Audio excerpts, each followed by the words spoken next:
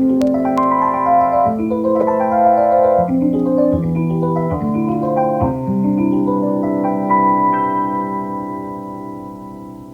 morning. Welcome to Westside Unitarian Universalist Church, where compassion leads us to work for justice and equality. I'm glad you came today, and it is my hope that you will find something here that nourishes your heart, feeds your mind, and grows your spirit.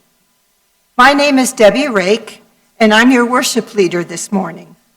Be you a spiritual seeker, an atheist, or a theist, Westside is a community of many beliefs, genders, and sexualities, a community of diverse cultural, racial, and class backgrounds, a community of varied abilities and gifts.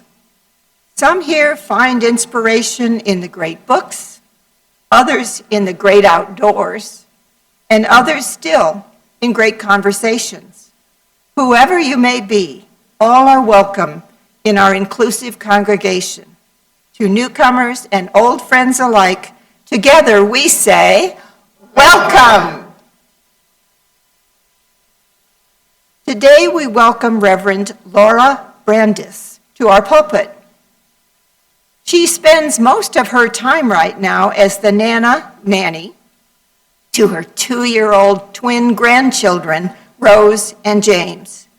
She also works part-time as an on-call hospital chaplain and as the part-time Faith Forward coordinator for First Unitarian Church of Dallas. Lora is currently enrolled in the Spiritual Direction Formation and Certification Program of Meadville Lombard Theological School's Leadership Institute of Growth, Healing, and Transformation.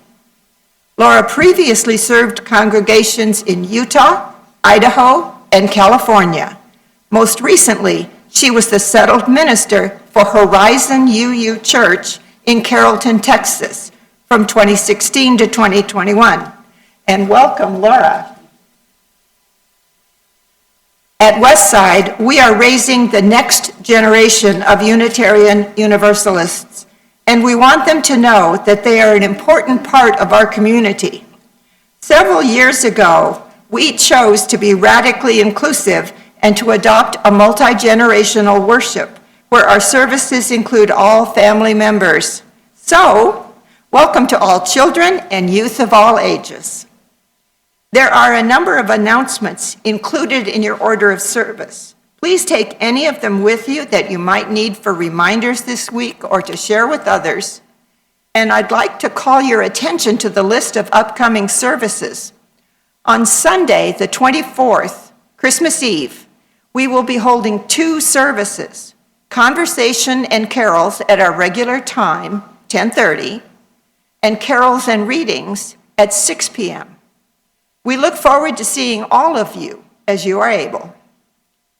For those of you joining us online or visiting with us today, if you are not already on our mailing list, please sign up by clicking the link at the bottom of our homepage at westsideuu.org website. And for those of you here in person with us, please take a moment now to silence your devices.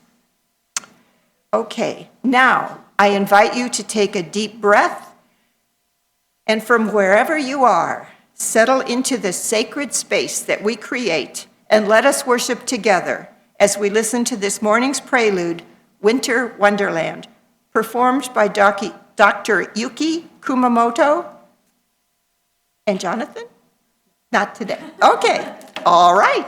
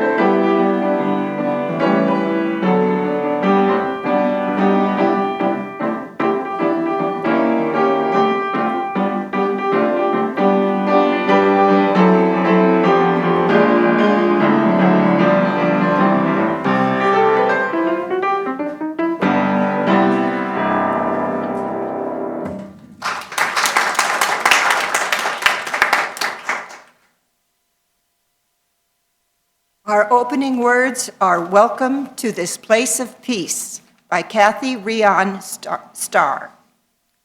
Welcome to this place of peace. May we find some moments of quiet contemplation. Welcome to this place of celebration. May our hearts soar with gratitude for the gift of life. Welcome to this place of sacred love. May we gently hold all that is broken here. Welcome to this place of inquiry. Here, may we be challenged to open our minds and hearts ever wider. Come into this place of community. May we, together, draw the circle of love and justice ever wider. Welcome to this sacred place. Come, let us worship, celebrate, grieve, and love together. As do many Unitarian Universalist congregations, we begin our time together this morning with the lighting of a chalice. I invite Scott Paulson to come forward and light our chalice this morning. The chalice is a symbol of our Unitarian Universalist faith and represents the Unitarian Universalist Association, or UUA. The flaming chalice symbolizes the heritage of our past, the warmth of community, and the light of hope within this church today. Our chalice lighting this morning as In Times of Cold, We Seek the Warming Fire by Reverend Brian Keeley. In times of darkness, we stumble towards the tiny flame. In times of cold, we seek the warming. In times of repression, we reach for the lamp of truth. In times of loss, we pray for comforting light. In times of joy, we light a candle of celebration. Spirit of life, as we kindle this light, help us find what we need in this day.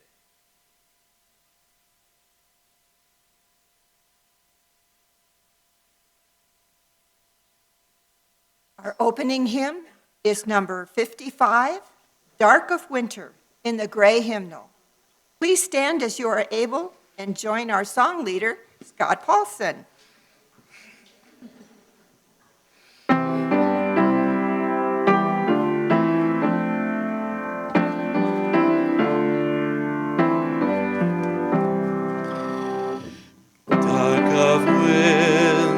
Soft and still, your quiet calm surrounds me. Let my thoughts do what they will, ease my mind profoundly, and then my soul will sing a song, a blessed song of love eternal, gentle darkness, soft and still, bring your quiet to me.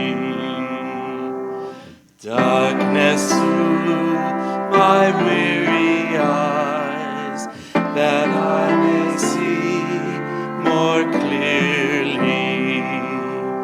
When my heart with sorrow cries, comfort and caress me, and then my soul may hear a voice, a still small voice of love eternal.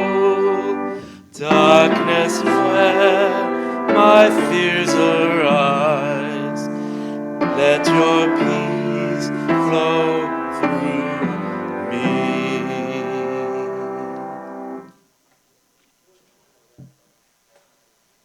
Please remain standing and join me in our affirmation.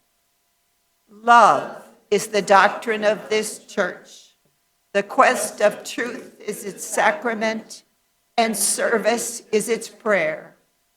To dwell together in peace, to seek knowledge in freedom, to work for justice through action, to serve others in community, to the end that all souls shall grow into harmony with creation.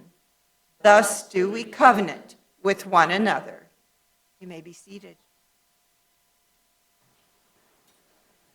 Please come forward if you are young or young at heart and would like to have a close-up view of our Time for All Ages, presented by Nikki Kennedy, Director of Lifespan Religious Education. Good morning. How are you guys? I am a director. I'm a director of chaos. I mean, is that fair? Oh, I could be the director for your show. Well, I think there may be some people that have more theater experience than I do, but I appreciate you thinking of me. I know. Brothers and sisters on a journey. I like it. So, you guys know, some of you may not, but I think you guys up here with me all know I like good jokes, right? I saw big smiles. So I got a question, a joke, but it's a question. Do you know what the winter solstice favorite song is? Winter solstice. I'm going to tell you what winter solstice is in a minute, but do you know what it is? The favorite song is Here Comes the Sun. But up bum. So I am super happy to see you guys. Some of you are counting down the last few days of school. Some of you may already be on vacation, but I'm thrilled to see all of you guys today. Next Sunday, we're going to be in here. It's going to look a little bit different. We're going to be in here at 10:30 for a service, and then we're going to have a big service at 6 o'clock, and we hope you guys will come. It's going to be full of music and readings. It's going to be a really fun Sunday. So we're going to have a little bit of a science lesson. And I have to admit, I left the sun and the globe in the other room. So you're going to have to use your imagination. Can you turn on your imagination with me? You already have it? Okay. They're ready. So pretend like one hand is the earth and my palm is the sun. So you know the earth revolves around the sun, right? But it doesn't always stay like this. It's tilted sometimes, right? And so the really simple explanation I'm going to use today is we're in the northern hemisphere. So if you cut the earth in half like a hamburger, we live in the top half. So in winter, we are further away from the sun. So the earth is tilted, and we're further away from the sun. So that means in the southern hemisphere, they're closer to the sun. When it's our winter, it's their summer. So people in Australia, when they have Christmas and New Year's and celebrate holidays and Hanukkah, it's hot there. And it's cold here. Isn't that kind of weird to think about sometimes? They're like in T-shirts and shorts and turning on their air conditioner. We may have to turn on our air conditioner in Texas, but in theory, it's supposed to be cooler, right? So that's kind of how the Earth circles the sun. Here's the deal. Winter solstice is a very special day, and it's one day a year. And it's called the winter solstice because it's the shortest day of the year. Now, it's still 24-hour period in a day, but it has the shortest amount of light. So today, there is more light than there's going to be tomorrow. And today, there's more light than there's going to be on Wednesday. But on Thursday, it starts to change. On Friday, it starts to change. Because Thursday, December 21st, is the winter solstice. And so winter solstice is kind of an incredible time because people for thousands of years have been celebrating it. Different cultures celebrate it in different ways, but it always involves celebration of dark and light, of sun and moon and stars. And, you know, sometimes when we think about light, we think about the sun. Can you all think of a couple of things you like to do when it's sunny outside? Please share. James? Run around and play baseball. Amelia? Play with your friends. Tao? Same as Amelia. Okay. What about, are there some things that you like to do when it's dark outside? James? Tell scary stories. Tao? Ooh, play laser tag. Yeah. What about you, Amelia? A stuffy wart. Lincoln, do you have anything you like to do in the dark? Not really, do you? Okay, that's fair. Yes, James? Sleep. Okay, good. Sleep, right? Sleep. So, one of the things that's important for us to remember is to take time to calm and to take care of our bodies. Well, I think one of the most fun things about the dark is that we get to celebrate the light. And we can celebrate it with fire and with flashlights. Maybe you make shadow puppets. Maybe you have a campfire when you're camping or in your yard. Maybe you roast marshmallows. There's a lot of different fun things that we can do. Stars only appear to us at night because stars, just a second, guys, stars are really, are they lights just appearing in the sky? What is a star? It's a fireball in the sky? It's a fireball in the sky? Mm-hmm. Yes, Simon?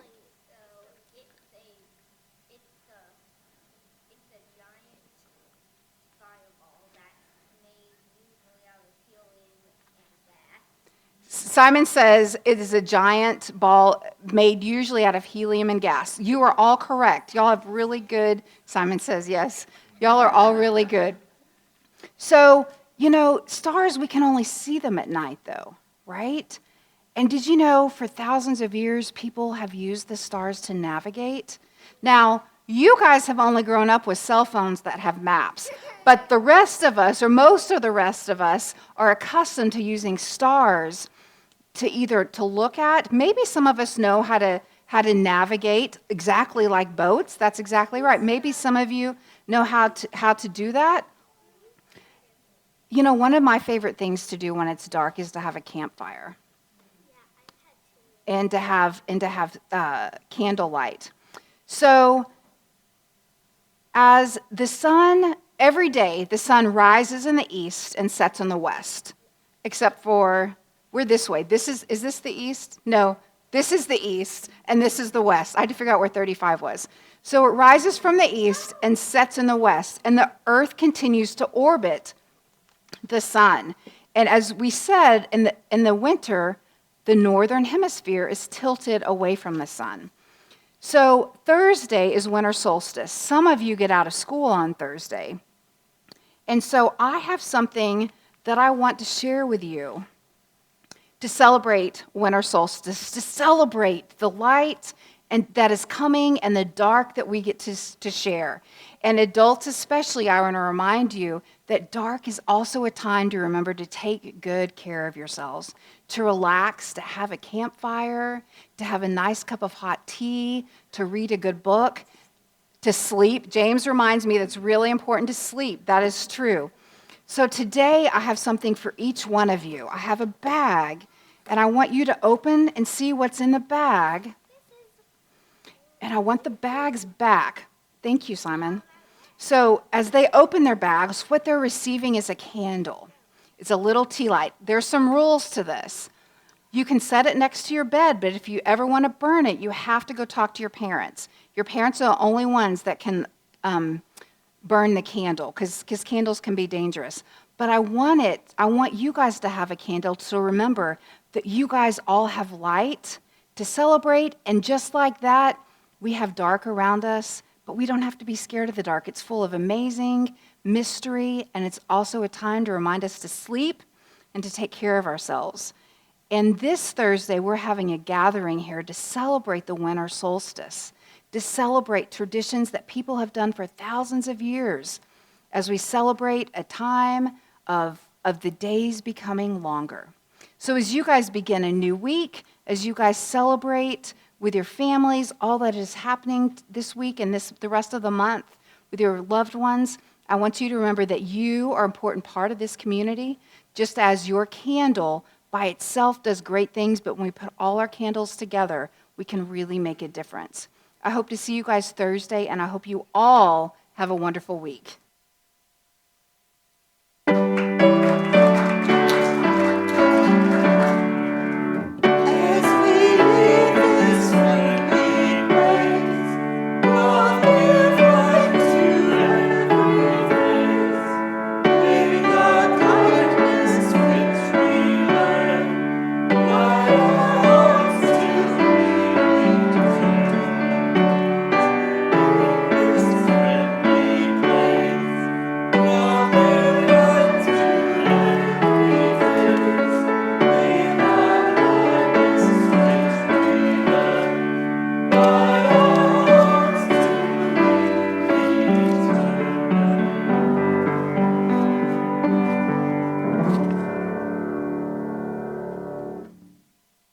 morning. I'm Jane Hardwick, and I'm your pastoral care associate this morning.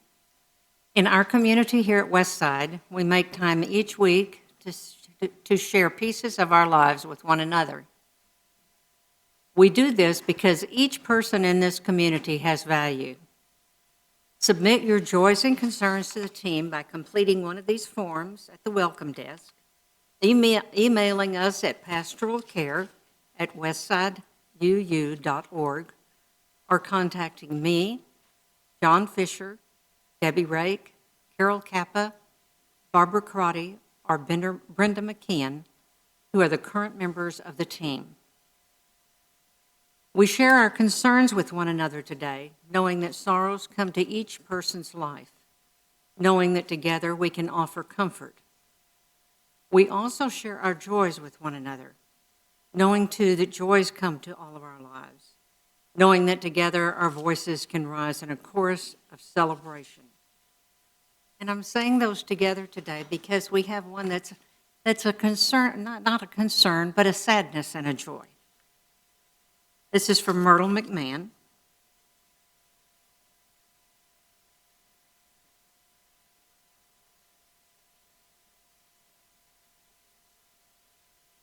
"7 years ago this week, I lost the love of my life. What a wonderful, exciting life we shared. I miss him every day." So Myrtle, as she's aware of her loss, her continued loss, she's also re-celebrating her life with the one she loves so much. And I want to add a joy that we all here at Westside had Howard in our lives, and we have Myrtle in our lives, because they were a part of creating Westside Unitarian Universalist Church. We make space each week. We also share our joys with one another, so we've shared our joys and concerns. We don't have any others this morning. We make space each week for mutual centering, knowing the life and experience of every person matters, and together our lights shine brighter.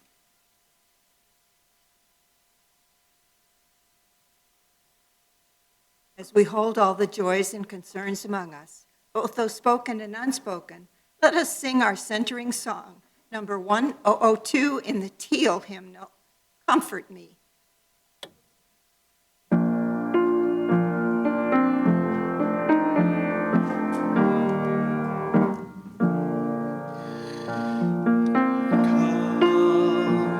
Comfort me, comfort me, comfort me, oh my soul.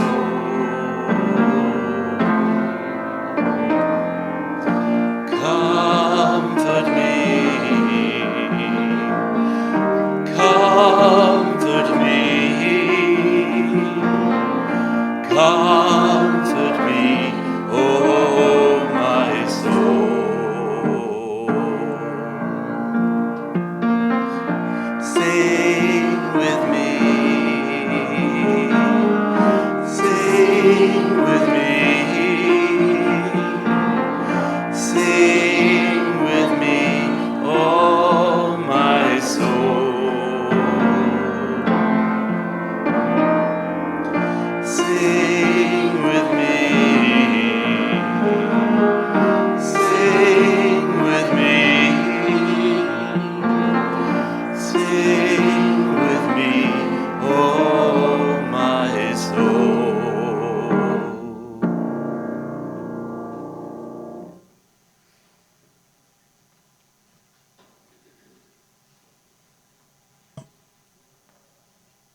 I invite you to relax your mind and body and join in a time of meditation.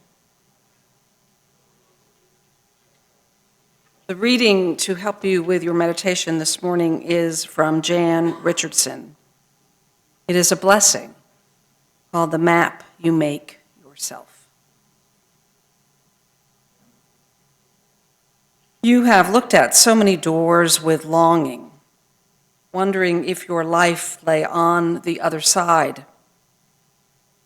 For today, choose the door that opens to the inside. Travel the most ancient way of all, the path that leads you to the center of your life. No map, but the one you make yourself. No provision, but what you already carry, and the grace that comes to those who walk the pilgrim's way.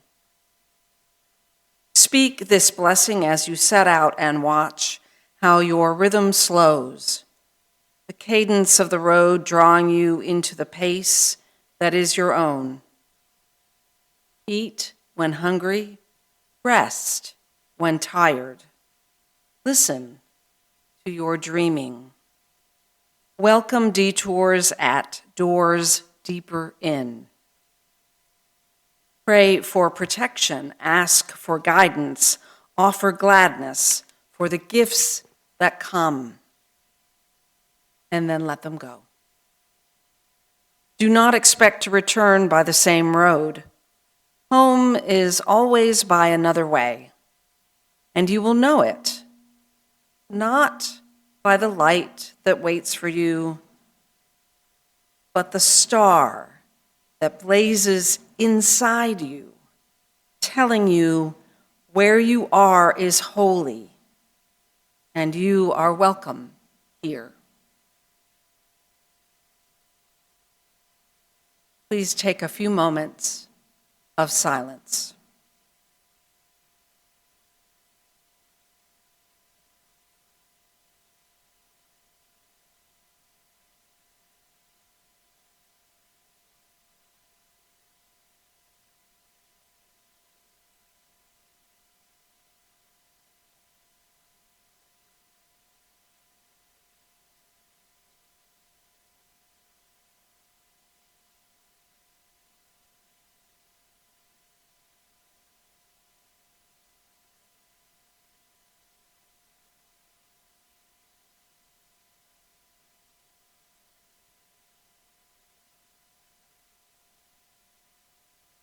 Here at Westside, we practice our UU faith in a variety of ways.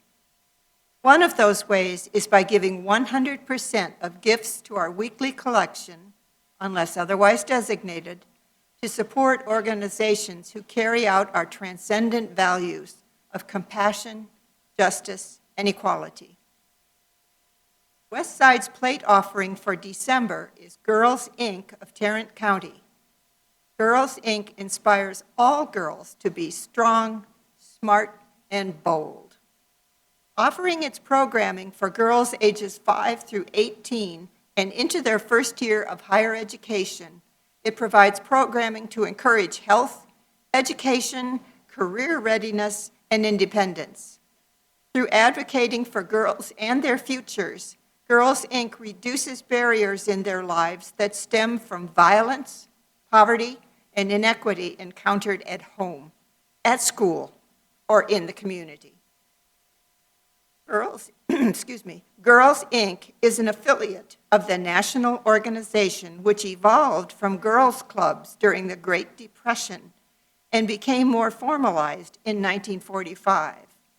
Girls, Inc. of Tarrant County got its start in 1976 within the Arlington Girls Club with 8 girls.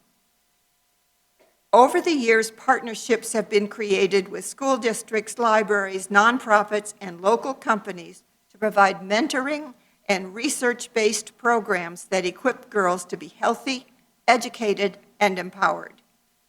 Recently, some of the Tarrant County commissioners voted to pull state funding earmarked for Girls, Inc., which the county administers. The funding was for Girl Power, a program focusing on self-esteem, stress management, healthy relationships, and hygiene. Commissioners voting to reject the funding have values that do not align with our Unitarian Universalist values, which honor the worth and dignity of all people. Give generously as you are able to Girls, Inc. and honor their worth and dignity to become who and what they want to be. Thank you.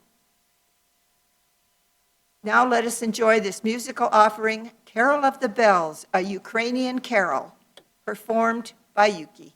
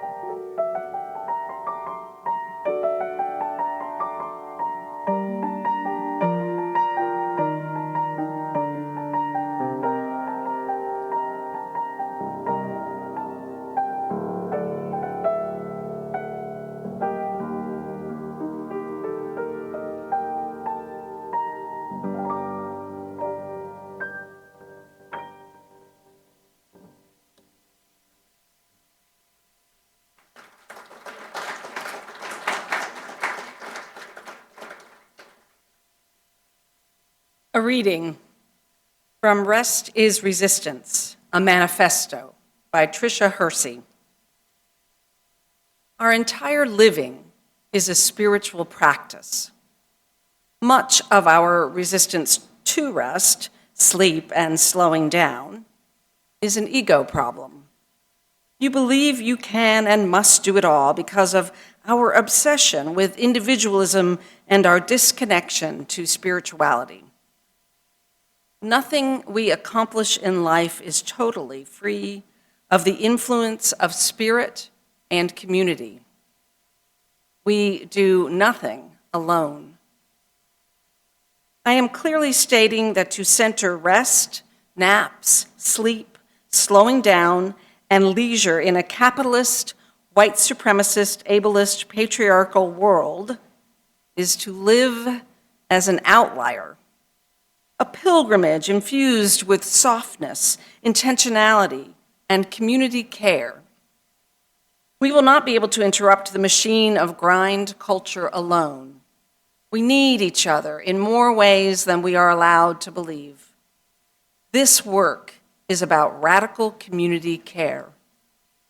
For us to be more human, returning to our natural state before the lies, terror, and trauma of the system, to be who we were before the terror of white supremacy, capitalism, and patriarchy, is the power of resting, to no longer be ravaged by this culture's incessant need to keep going no matter what, to produce at all costs.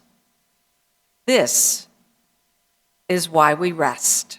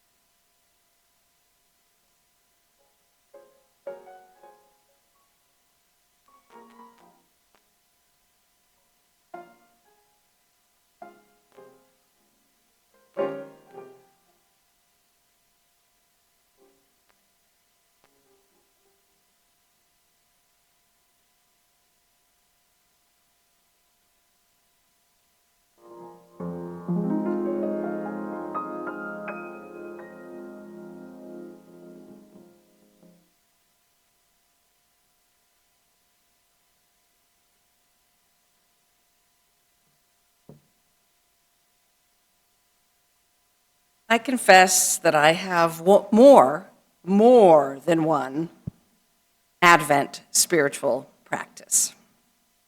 It's not because I'm hedging my bets or that I'm particularly Christian. I am decidedly Unitarian Universalist, looking to the many sources of our faith for inspiration. At this time of year, I lean into the Christian story, tales from ancient practices of the winter solstice, and a little bit of Santa thrown in to keep the festivities as jolly as possible. This year, I added a new Advent devotional, Kate Bowler's Bless the Advent We Actually Have. On day 10, what she calls a not-so-perfect Christmas, she offers a quiz to see how obsessed with the Christmas season we are. Now, if you're interested in taking this quiz, it's kind of fun. You can access it by searching for Bless the Advent We Actually Have. Don't search for it right now. I will tell you that I scored lower than I expected. I am neither Christmas Grinch, the lowest on the scale, nor Christmas Elf, the highest. I am in the middle, a Christmas Cindy Lou Who, scoring points for having more than one Christmas tree, owning Christmas earrings, and using more than one Advent devotional. An Advent devotional I return to year after year is the work of Jan Richardson. She is a United Methodist minister and author, and artist in residence at the San Pedro Spiritual Development Center in Orlando, Florida. Her Through the Advent Door provides daily meditations accompanied by her shimmering collage artwork. It's like opening an Advent calendar each day, except that instead of finding a piece of chocolate or an ornament for the tree inside, you find an invitation to go deeper into the stories of Christmas. I also use her book, Circle of Grace, a book of blessings for the seasons, which is not just for Advent, but for the entire sacred year. The blessing I shared with you this morning for the meditation is from Circle of Grace. It is specifically from the section for Epiphany and Women's Christmas, a holiday which originated in Ireland. Richardson writes in the introduction to her book, Women's Christmas began as a day when the women, who often carried the domestic responsibilities all year, took Epiphany Day, January 6th, as an occasion to enjoy a break and celebrate together at the end of the holidays. Such a day reminds us that rest is a crucial element in the rhythm of the sacred year. And speaking from her blessing again, speak this blessing as you set out and watch how your rhythm slows, the cadence of the road, drawing you into the pace that is your own. Eat when hungry, rest when tired, listen to your dreaming. Welcome detours as doors deepen in. Rest when tired. Do you do this? Do you? Oh, look at that. Most of us don't. Tricia Hersey founded the NAP ministry because most of us don't. We don't honor rest as a crucial element in the rhythm of the sacred year. Tricia Hersey is a performance artist, a writer, a theater maker, activist, theologian, and daydreamer. She tells the story of her grandmother, Lora, who left Mississippi for Chicago during the Great Migration of the 1950s. Her grandmother raised 8 children, surviving poverty and racism. Tricia saw her grandmother rest her eyes every day for 30 minutes. This practice intrigued her. Her grandmother wasn't asleep. In her grandmother's own words, she was resting her eyes and listening for God. For Tricia Hersey, her grandmother's rest was a radical act of resistance to grind culture. Tricia Hersey founded the NAP ministry to counter narratives that we are not enough, we are not doing enough, and that our worth is solely based on what we do for a living and our accomplishments. She creates immersive experiences where people nap together for 30 to 40 minutes.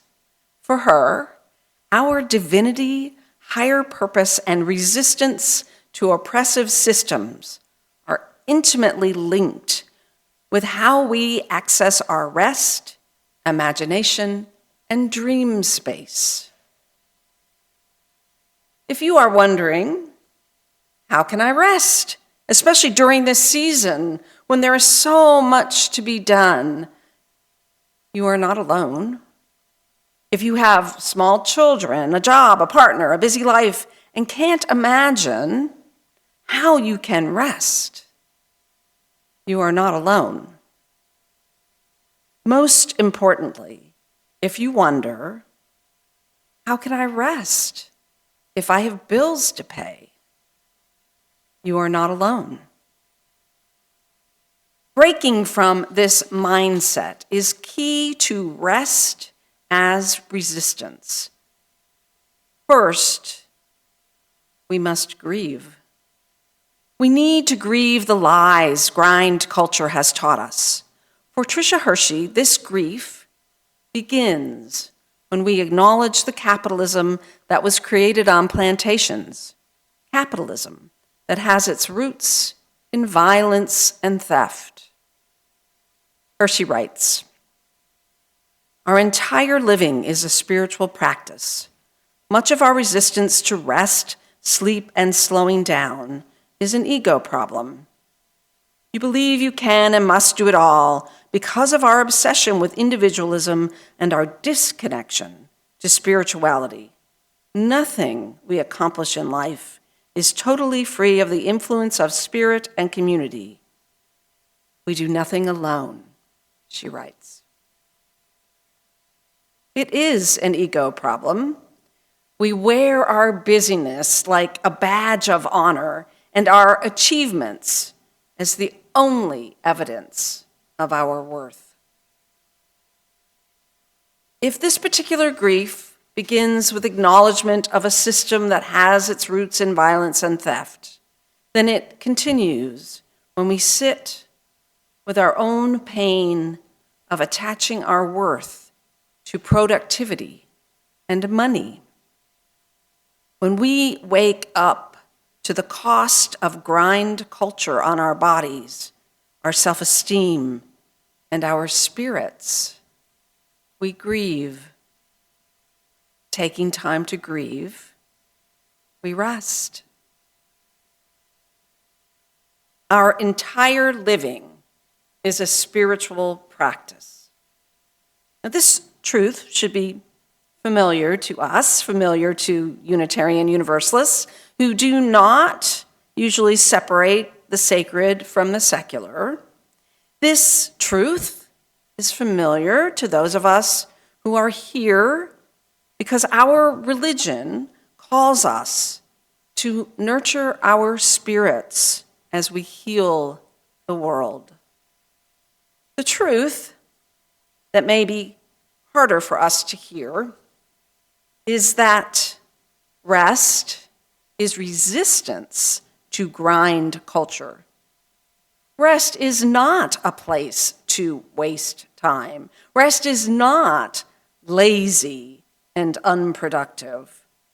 In Hershey's words, rest makes us more human.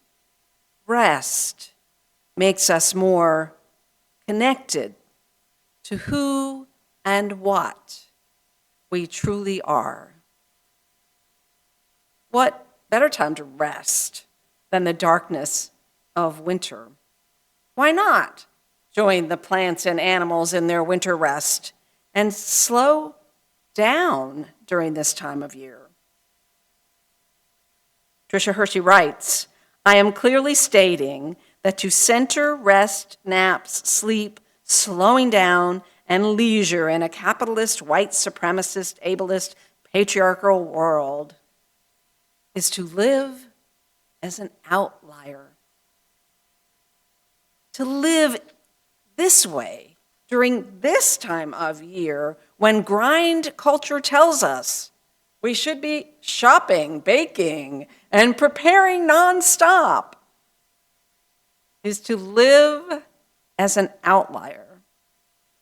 Advent itself is an outlier, but we rush through it so quickly, tearing doors off calendars to get to the goodies inside, that we hardly notice its meaning anymore. I don't usually pay attention to Fox News' annual War on Christmas trope. Out of curiosity, for this sermon, I Googled the term. That was a mistake. Apparently, there is a recently released movie from Fox's Sean Hannity called Jingle Smells. Exactly. Yes. It is what he calls an anti-woke Christmas movie. Again. It's not really about the war on Christmas, according to one review I read, the one review I read. The villain is a toy executive who pulls an action hero from store shelves.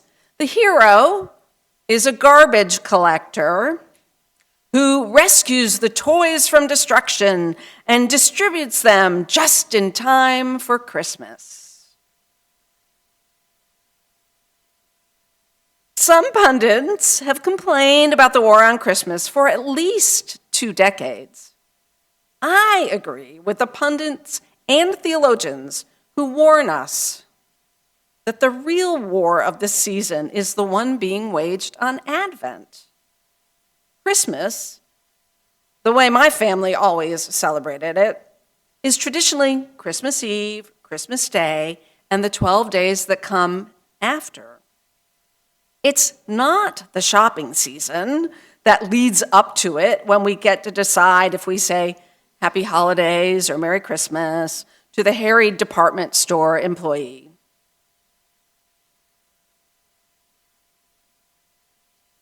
Theologian Diana Butler Bass said this actually many years ago because, as I said, this war has been going on for a while, according to Fox News. Does Fox News want us all to say Merry Christmas so we forget about Advent? These, after all, are the 4 weeks that the Christian tradition dedicates to God's vision of justice for the outcast and oppressed, not to celebrating the sound of ringing cash registers or Victorian America values. Perhaps Fox News is a bit nervous, she suggests, reluctant to come out in favor of Advent over Christmas, because the true tradition of this time period is to prepare a place for one of lowly birth who proclaims good news to the poor and the oppressed. Maybe, I wonder, Fox News wants us all to say Merry Christmas so we forget about all the other traditions that celebrate the yearly birth of light. Maybe the news wants us to say Merry Christmas so we forget about the sadness that often accompanies this time of year. Maybe they want us to say Merry Christmas so we will continue to lose our humanity to the machine of grind culture. One year, I had the energy for only one Advent devotional, one spiritual practice to get me through the season. It had been a hard year. It's not a devotional published by a well-known theologian or even a lesser-known theologian with books to sell. It's a story told in pictures, one posted every day on Facebook by a friend of mine. Sure, we should probably stay away from Facebook if we want to practice rest as resistance to the dominant culture, but sometimes exceptions can be made. This story happened in the woods in northern Wisconsin in 2016. Every year since then, my friend posts photos of the story as it unfolded. Every year in the December days leading up to Christmas, I sit with my tea in the morning and watch for the next photo to appear. I sit and I remember how an old man showed up one day at the end of the lane. It begins. An old man came walking up our driveway today. The photo is of an old man in a red and white suit. He has white hair and a long white beard. He wears a red and white hat. He carries a sack. The woods behind him are covered in snow. Oliver, the family dog, greets the stranger with friendly barks that alert my friend that someone is walking down his driveway in the snow. The next photo is the old man holding the dog with the caption, "It's been a hard year. I need some time off. Oliver invited me to stay with you for a few days." Next photo. The old man sleeping on the couch. Caption. The old man lay down and slept for a long time. Next, the old man at the stove cooking. Caption. The old man awoke from a long winter's nap and he was hungry. Next caption. The old man's favorite snack, Reese's peanut butter cup frozen yogurt. My comment, the old man has a sense of humor. Next photo, the old man shoveling snow. Caption, the old man helped around the house. He was good at snow removal. Next caption. The old man was intrigued with my iPad and spent a long time exploring the wonders of Amazon. Next caption. The old man read children's books while his suit was being washed. He wouldn't take his hat off. I will tell you he was wearing clothes, but he was wearing my friend's clothes, and a Santa hat. The next photo is of the old man staring out at the snowy woods. The caption. The weight of a rough year on the old man's shoulders, considering the future. Caption. I knew it was time for an intervention when he was talking about shaving his beard. Picture of the old man with a razor right next to that long white beard. The story continues. My friend takes the old man to play Santa in a Christmas play. The old man, re-energized, the twinkle coming back in his eye, borrows my friend's car. He drives to a church, lights a candle, remembering how hard the year had been. He talks to his boss, thinks about retiring, feels so burned out. He listens to his own heart, and thinks there is still so much work to be done. The old man drives back to my friend's house, ready to be useful again. My friend offers to give him a ride, but the old man says, my ride's down the road waiting for me. The snow is coming down hard by now.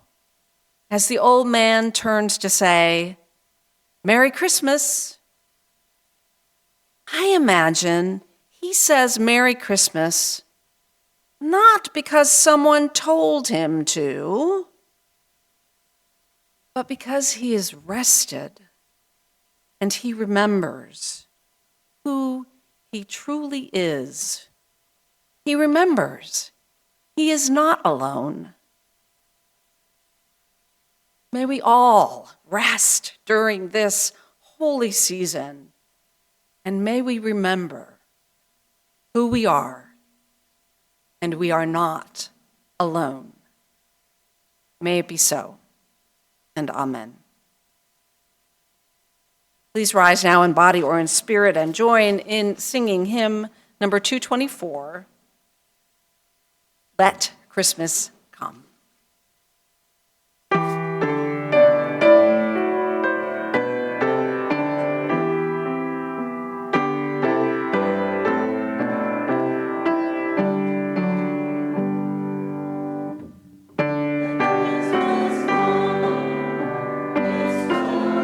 told.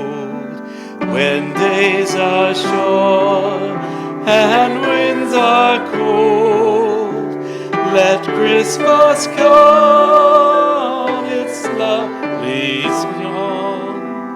When evening soon and night is long, let Christmas come, its great star glow on quiet city parks of snow.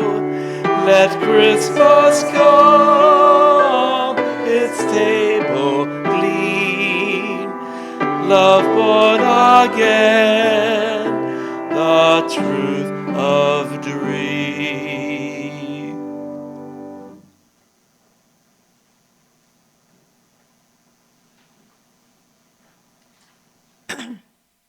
Our closing words today are Winter Solstice Reflection by Gregory Jones.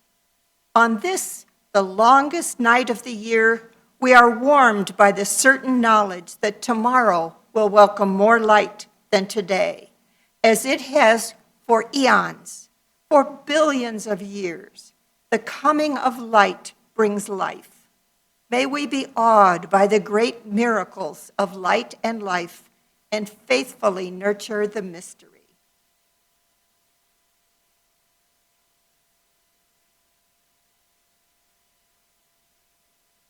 The chalice is not now extinguished, but its light lives on in the minds and hearts and souls of each one of you. Carry that flame with you as you leave this place and share it with those you know, with those you love, and most especially with those you have yet to meet. And now, please stand and join me in the congregational closing. Go in peace, seeking justice. Go in peace, committed to equal rights and opportunities for all. Go in the peace that is created when together we build communities of true solidarity, deep compassion, and fierce, unrelenting love. Go in peace. May it be so. Blessed be, and amen.